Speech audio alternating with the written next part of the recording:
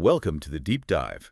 We're here to cut through the noise, plunge into fascinating topics, and, well, extract those truly golden nuggets of insight that help you become incredibly well-informed. That's the goal.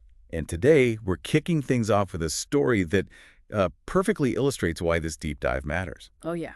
Imagine Henry Humidor. His property burns down, he files an insurance claim, gets the check. Sounds like the end of the story, right? It's straightforward enough. Except it wasn't. Because Henry, using his own insurance claim and his own testimony, was arrested on 24 counts of arson. Wow. His own words. His own words. Convicted of intentionally setting fire to his insured property and sentenced to 24 months in jail. Welcome, my friend, to the wonderful, sometimes unexpected world of reasoning. It's a powerful example, isn't it? How even your own words, your own data can be interpreted and used in ways you never intended. Exactly. It really highlights the absolute necessity of precise thinking. Precisely. So our mission in this deep dive is all about critical reasoning, that art and science of clear, effective thought. We're extracting the most impactful insights from the Little Blue Reasoning book. A great resource.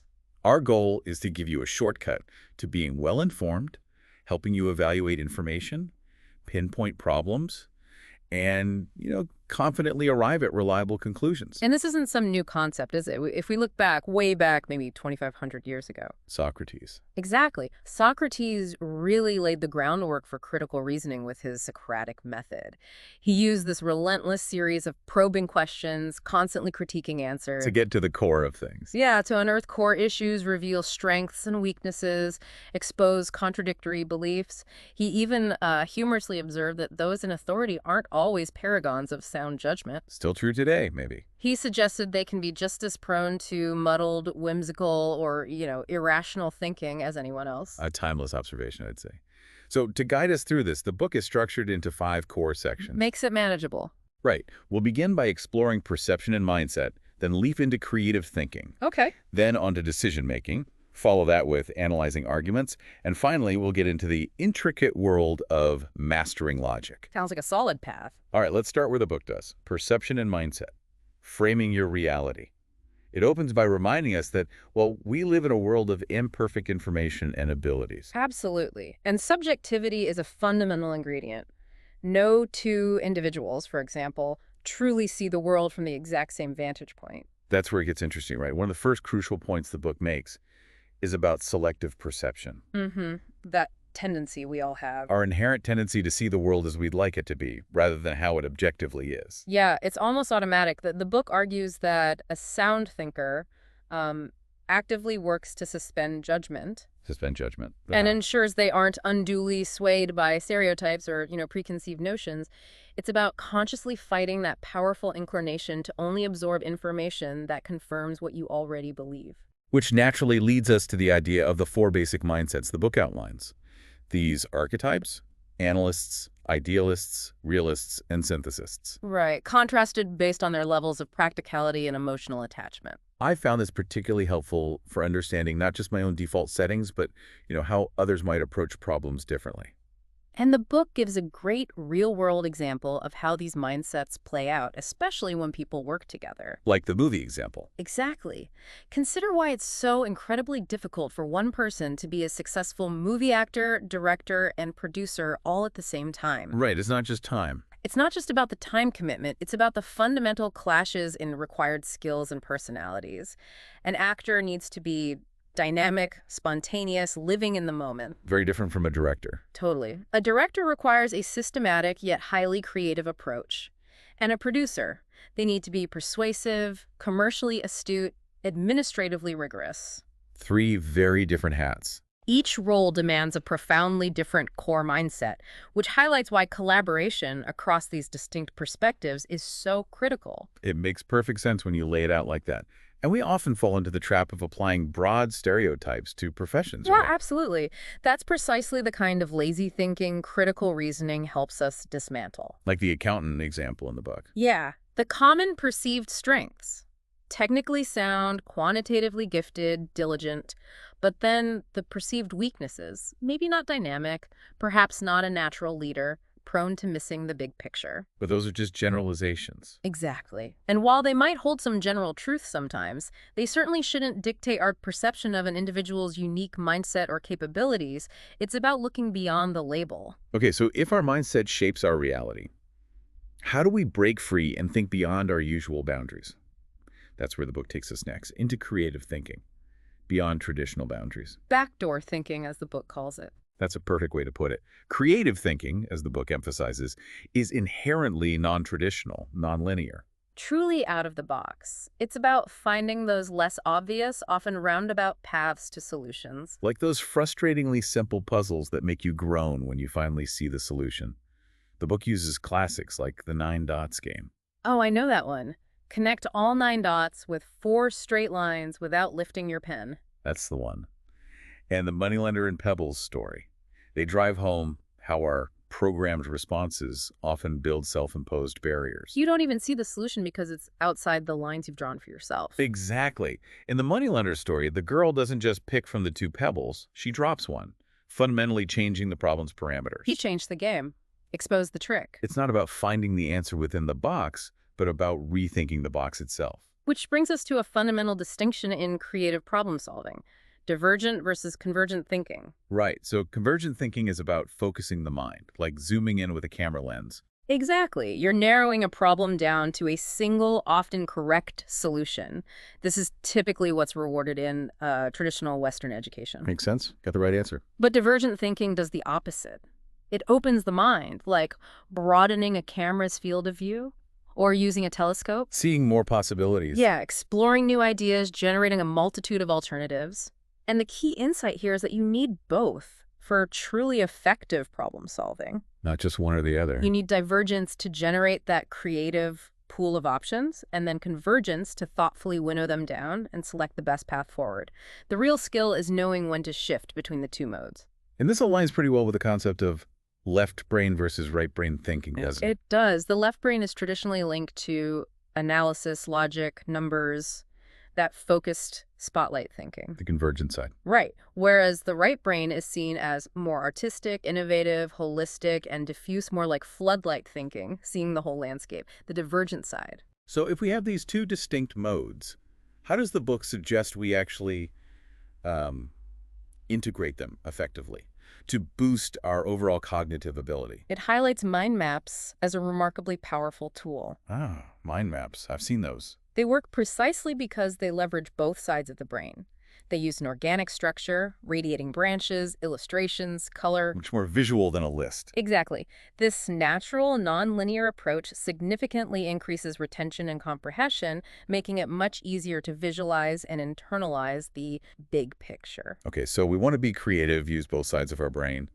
But there are roadblocks, right? Mm-hmm. The book talks about inhibitors to creativity. Oh, yes. Some pretty pervasive ones. One that really resonated with me is the fear of looking the fool. That's a big one. This fear of ridicule prevents us from challenging the obvious, or even allowing ourselves to explore seemingly wild ideas too quickly. You see it all the time. Constantly, especially in hierarchical organizations. Junior members shy away from proposing anything unconventional for fear of jeopardizing their career. Even senior leaders can fall into this trap, sticking to safe routines. Protecting their image. Right. And then there are those infamous idea killers. Oh, those phrases. The book presents a whole list of common phrases that completely stifle new ideas before they even have a chance. Things like, it would cost too much, that's not my job, it's impossible. Or the classic innovation stopper, if it ain't broke, don't fix it. Exactly. Lethal to creative thought. And these inhibitors can lead directly to some significant missteps, what the book categorizes as type I versus type 2 errors. Right. A type I error is an error of commission. You take an action, and it turns out to be a mistake. Like greenlighting a movie that flops. Perfect example. Those errors are often very visible, very public. You made a call, it went wrong. Okay, so what's type 2? What's truly insightful here is the type 2 error, which is an error of omission. You don't take an action, and in doing so, you miss a significant opportunity. Ah, the one that got away. Exactly.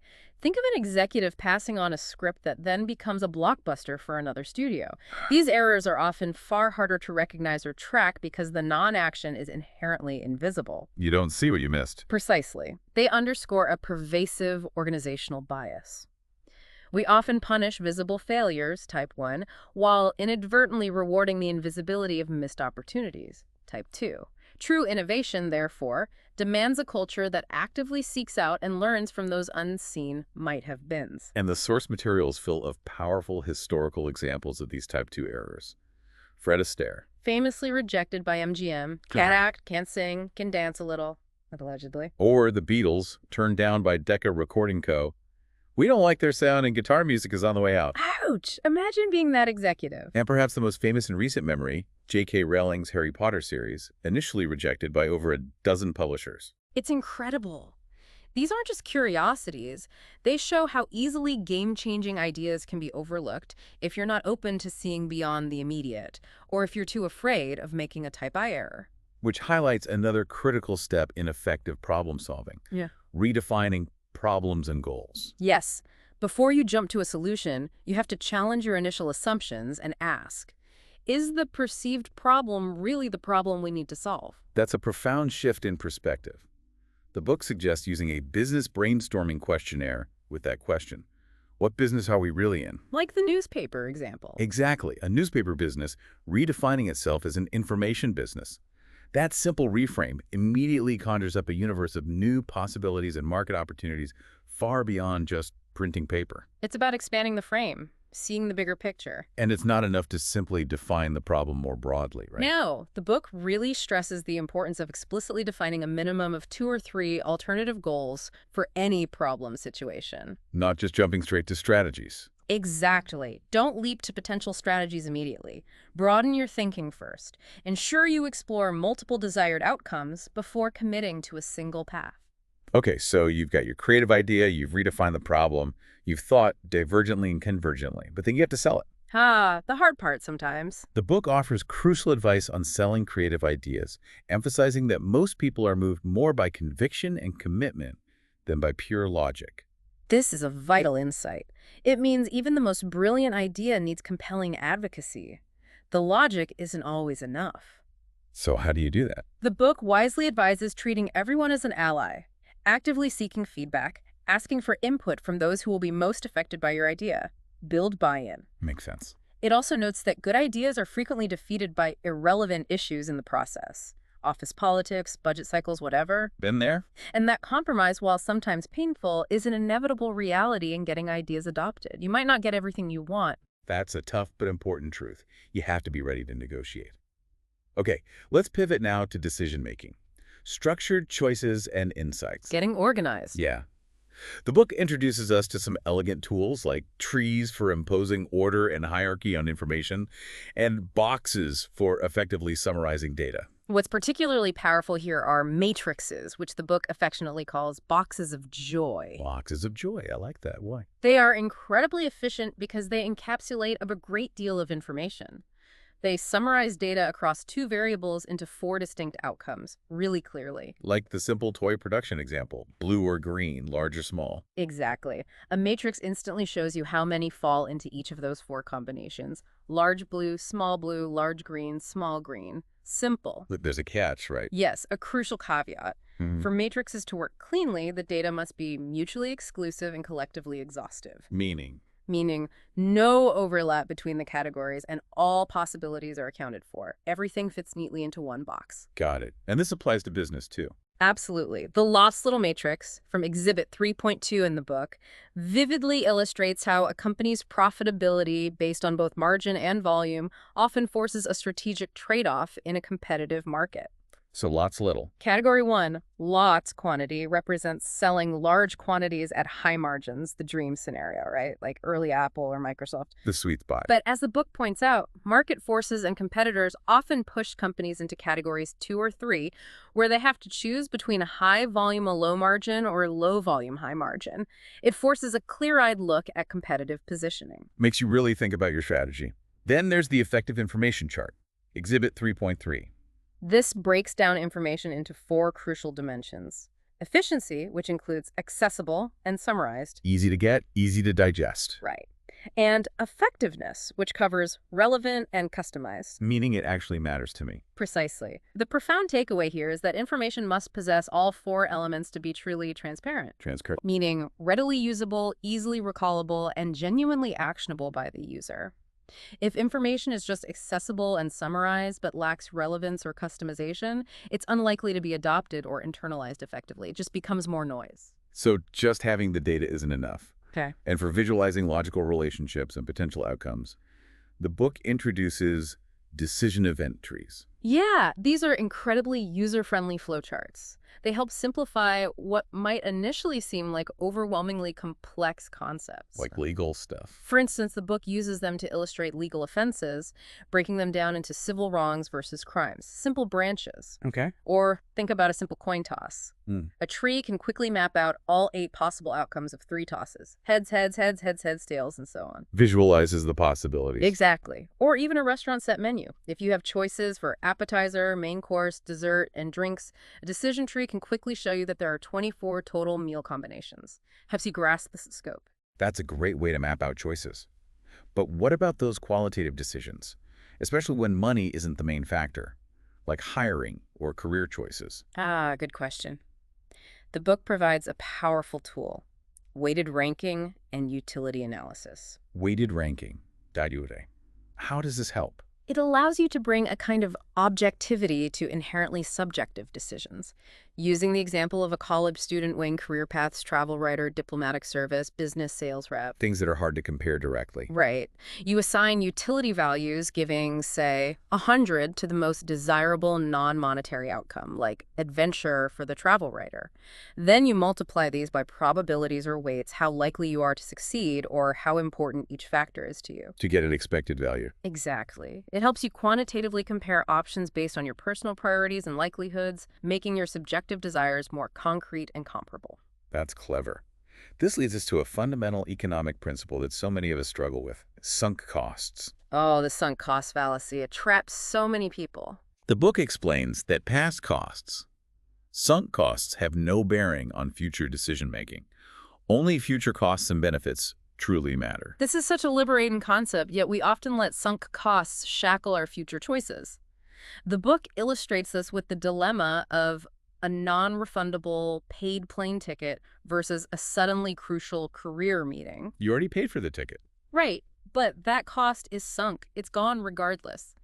The rational decision for your future should be based solely on the net benefits of attending the meeting versus taking the vacation from this point forward. Not based on the money you already spent. Exactly. It's about freeing your future decisions from the emotional and financial baggage of the past. Easier said than done sometimes. Tell me about it. Okay, moving on to a structured way of testing ideas. Hypothesis testing. Right. The book describes this as a robust framework for examining theories, applicable even to everyday questions like, do stockbrokers make better stock market decisions than regular business people? How do you test that? Well, for any causal inference, the book insists a two-way table, or a matrix, is the bare minimum requirement. You need to compare groups. Compare the brokers to non-brokers. Exactly. And critically, it emphasizes that you must use percentages, not just raw numbers, when comparing unequal groups. Why percentages? Because if you have way more non-brokers than brokers, the raw number of correct predictions might be higher for non-brokers just due to volume. The hypothetical data showing stockbrokers being twice as likely to make correct predictions, say 25% versus 12.5%, becomes much more compelling and clear when percentages are used. It normalizes the comparison. Ah, okay. That makes sense. Controls for group size. And then, of course, the classic prisoner's dilemma. Such a fundamental concept in game theory. This mixed motive game is such a powerful illustration of how cooperation, counterintuitively, is often superior to pure competition. Explain that again. How does it work? Okay, so you have 2 suspects caught, interrogated separately. They can either keep quiet or confess and betray the other. If both confess, which seems individually rational to minimize personal risk, maybe get a lighter sentence. They each get, say, 7 years. Okay, that's bad for both. Right. But if they had both kept quiet, maybe the evidence was weaker, they'd each only receive 3 years. So staying quiet is better overall. For the group, yes. The individual rational choice, confess to save your own skin, leads to a suboptimal outcome for the group. The aggregate benefit of cooperation, a total of 6 years in prison between them, far exceeds that of non-cooperation, which results in a total of 14 years. So individual logic versus collective benefit. It's a stark lesson in how optimizing for the individual can undermine the collective good. Cooperation isn't just nice, it can be strategically smarter. Fascinating. Okay, let's transition to analyzing arguments. Deconstructing claims. This is where we learn to really pick apart what someone is saying. Getting into the nuts and bolts of reasoning. The book gives us the fundamental ABCs of argument structure. Conclusion, evidence plus assumption. Simple, but powerful. It states, quite powerfully, that the assumption is the glue that holds the evidence to the conclusion. That insight is foundational because often the assumption goes completely unstated. It's the hidden part of the argument. You have to dig for it. Yeah. While guide words like because for evidence and therefore for conclusion can be helpful, they're not always present. Understanding this underlying structure that an argument always rests on unstated assumptions is absolutely fundamental to critically evaluating what you hear or read. And once you grasp that structure, the book clarifies that there are essentially only two core ways to effectively attack an argument. Keeps it simple. You can attack the evidence itself, or you can attack the underlying assumption. That's it. Challenge the facts, or challenge the logical leap between the facts and the conclusion. Simple in concept, yet incredibly powerful in application. And that leads us to a fascinating breakdown of common errors. The book outlines 5 common reasoning flaws. And they primarily revolve around errors related to those hidden assumptions. That's usually where arguments go wrong. First up are comparison and analogy assumptions, the classic apples with oranges fallacy. Right. An analogy works by comparing two items that share similarities and then assuming they're alike in other ways. But, as the book points out, even subtle dissimilarities can critically weaken that analogy. Like the Mark Spitz example. Exactly. Comparing his Olympic swimming times from decades ago to modern athletes, the sport, training, nutrition, even pool technology have changed so dramatically that the comparison quickly falls apart. The context is too different. So the analogy breaks down. And a really insidious flaw tied into this is changes in definition. If how you define your terms shifts over time, it can completely invalidate any comparison you're trying to make. How so? For example, if you observe that more children today are viewed as hyperactive, it might not be because kids have fundamentally changed, but simply because the definition or diagnostic criteria for hyperactivity has broadened. You're not comparing the same thing anymore. Makes true comparison impossible. Okay, flaw number 2. Representativeness assumptions, or basically overgeneralizing. Drawing conclusions based on a sample that is either too small or simply not representative of the larger group you're trying to generalize about. Like assuming everyone thinks like your friends. Pretty much. The book wisely emphasizes that sample diversity is far more important than sheer sample size, referencing the foundational work of the Gallup poll. You need the right mix. And the book uses the movie buffs survey example. Yeah. If you only survey people leaving Sunday matinees, you're going to get a skewed view of what all moviegoers want. That specific group might consist of more families or older viewers who prefer different genres than, say, a Friday night crowd. Not representative. Or consider proof by selected instances where you argue a point like red-haired people have hot tempers by just picking out a few supporting examples and ignoring all the calm redheads you know. Cherry-picking evidence. Exactly. Another common pitfall is when unreturned questionnaires, like in the megacorp employee turnover scenario, lead to skewed data. The people who didn't reply might be the unhappiest ones, so their negative views are missing. Skews the results. Okay, flaw number 3. The third flaw is what the book calls good evidence assumptions. This is simply taking for granted that the evidence presented is valid, objective, and typical without questioning its source or how it was selected. Just accepting the evidence at face value. Right. The book gives an example of an author arguing about the decline of the novelist based on certain technical skills. But the author may have unknowingly selected only those novels that best supported their own thesis, rather than a truly representative sample of contemporary literature. Confirmation bias again. It often comes back to that. The fourth crucial category revolves around cause and effect assumptions, mistakenly matching cause with effect, or assuming a causal link where none exists. This sounds like a big one. It is. It includes mere coincidence believing your lucky seat causes your favorite team to win. It's just random chance. Superstition. Or observing high correlation without genuine causation. Like, health clubs in a city might correlate with city fitness levels, But the clubs don't solely cause the fitness. Maybe fit people move there, or the city promotes wellness in other ways. Correlation isn't causation. The classic mantra. Sales and advertising correlate, but advertising doesn't solely cause sales. Many factors are involved. And this gets really mind-bending with reverse causation. Yeah, this is tricky. This is when B is actually causing A, not the other way around, but you assume A causes B. Like the examples in the book. Exactly. Children believing firemen cause fires because they always see firemen at fires, or thinking Sally works hard because she gets tough assignments when it's actually the reverse. Sally is a hard worker, so she gets tough assignments. The cause and effect are flipped. Right. Applying this to the classic TV viewing and aggression problem, it forces us to consider. Maybe aggressive people seek out violent programming rather than the programming making them aggressive. It flips your intuition. That really makes you think. Okay, fifth flaw. And finally, the fifth common flaw is implementation assumptions. This is failing to anticipate bottlenecks or real-world practicalities when plans are put into action. Theory versus practice. Essentially, yes. That theory may be divorced from practice. An argument for widespread solar energy, for instance, is severely weakened if the technology for effectively capturing and storing that energy isn't yet fully developed or affordable for practical household use. The idea is good, but can we actually do it easily? The practical side matters, like the public transport example. Another great one. The argument for public transportation is weakened if crucial assumptions aren't met. Do people actually own cars they can leave at home? Is public transport truly available and accessible? Can the existing system handle a massive influx of new riders? Is it financially feasible? If these underlying assumptions don't hold true, the argument falls apart in practice. Lots of hidden ifs. Exactly.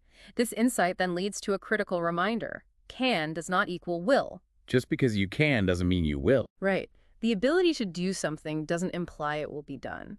For example, a literate person can read the classics, but the book notes very few actually have. You can't automatically assume laziness. There could be many reasons. It's an assumption about intent or action. Precisely. Another example. Tina, using pens from a company indicted for toxic waste dumping, doesn't automatically mean she cares little about the environment, especially if she's simply unaware of the indictment. You can't infer intent without knowing her awareness. It's truly fascinating, isn't it, how many subtle ways arguments can go awry just by overlooking these hidden assumptions. Okay, finally, we arrive at mastering logic, precise thinking. The really sharp end of the stick. This is where things get really exacting, and the book immediately hits you with a crucial warning about if-then statements. It states unequivocally that if A, then B is not the same as if B, then A. This is the common fallacy of affirming the consequent, and it trips up so many people. It sounds logical, but it isn't necessarily. Like the money example. Perfect example. If it is U.S. money, then it is green. Does not mean if it is green, then it is U.S. money.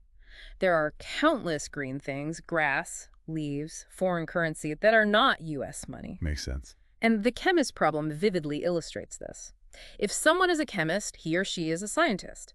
Mrs. Brinsky is a scientist, therefore, she is a chemist. Invalid conclusion. Why? She's a scientist. Because being a scientist doesn't automatically make someone a chemist. She could be a biologist, a physicist, geologist. Scientist is a broader category. B doesn't imply A. Okay, got it. So if B, then A isn't a valid inference, what can you logically deduce from an if A, then B statement? The book introduces the contrapositive as the only thing you can always logically infer. The contra what? The contrapositive. If not B, then not A. Okay, if not B, then not A. How does that work? Let's take the example.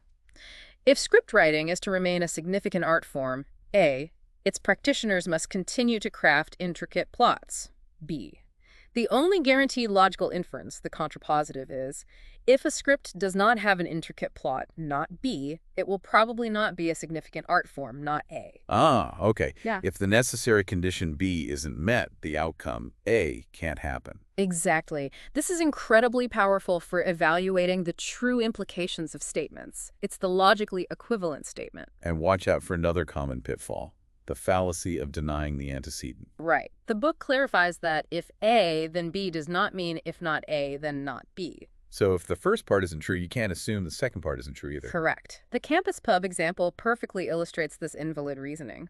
During final exam week, A, the campus pub sells a lot of beer, but it isn't final exam week, not A, so our campus pub must not be selling much beer, not B. Why is that wrong? Oh. Seems logical. It's illogical because the pub could sell a lot of beer for many other reasons. A big sporting event, St. Patrick's Day, a popular band, a Tuesday special. The absence of one specific cause, final exam week, doesn't negate all other possible causes for high beer sales. Got it. So not A doesn't guarantee not B. And as the book further clarifies, if A, then B does not mean that only A leads to B. Right. Other factors, C or D or E, could also lead to B.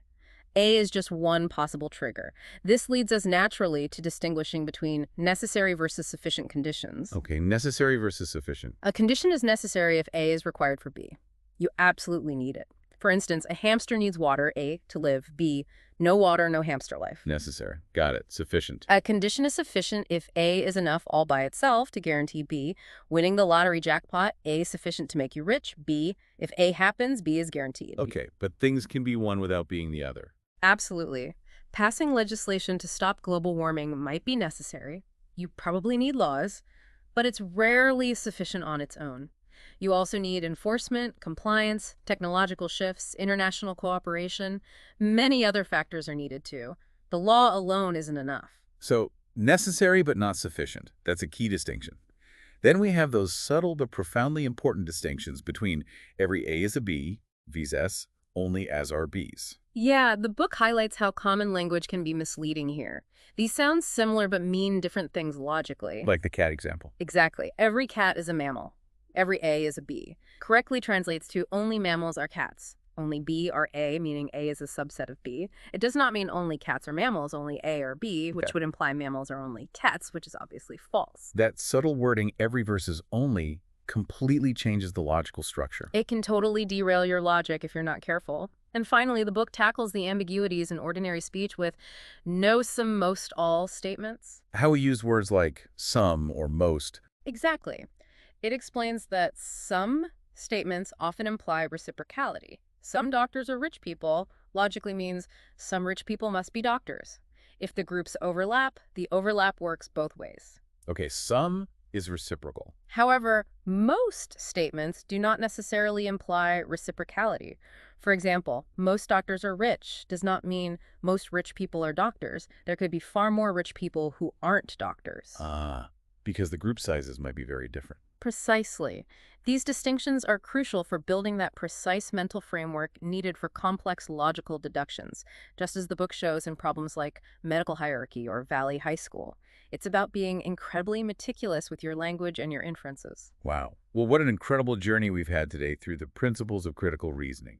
We started by understanding how our own perception shapes reality. Framing your reality. Then we explored how to foster creative, backdoor thinking. We moved into making structured decisions with powerful tools like matrices and trees. Getting organized. Learned how to dissect arguments to uncover hidden flaws, those assumptions.